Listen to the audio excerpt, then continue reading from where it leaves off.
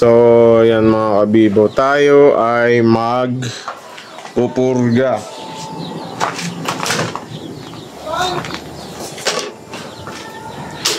Magpupurga tayo.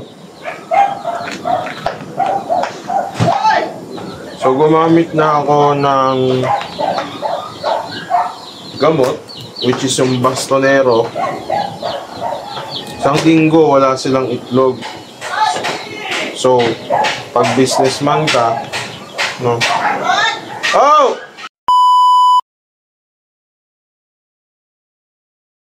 So, ang tawag dito ay papayang hilaw. Yan.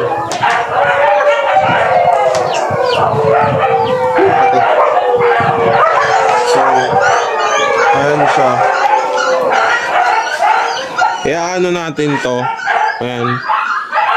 Pakayurin ko tapos i-blender ko para kainin ng mga manok,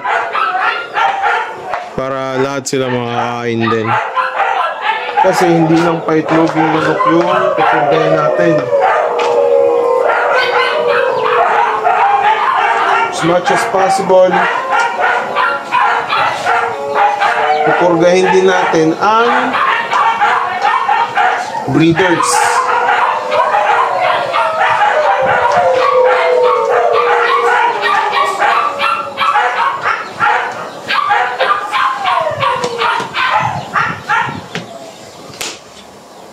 Yan. So ito ay according sa mother ko na and sa father ko, sa parents ko, na papayang hilaw ay mabisang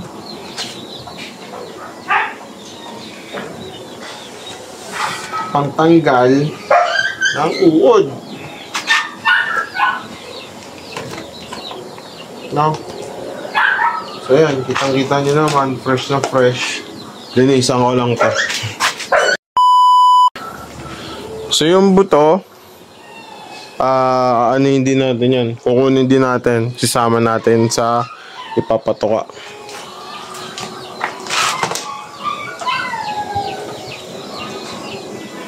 Kasi ito ay na ano naman ng mga manok.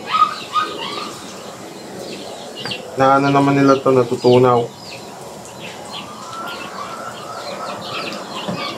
Ayan.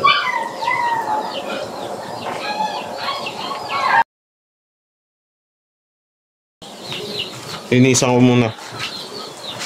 Bakit nilinisan ko? Or baka tanungin nyo, bakit kailangan ko pa tanggalin o kayurin? Kasi yung mga manok ko, hindi sila sanay na kumakain ng ganito. So, baka pag binigay ko to, tingnan lang nila. So, yun. Ayurin natin to. Tapos, blender. And then, iano natin siya sa kanilang pagkainan. Ganon. So, dito mga kabibo, so nakita nyo, marami yan papaya, no? So, ang bala ko dyan, i-blender sa maliit kong blender. Tatry ko kung kaya. Kaso, hindi.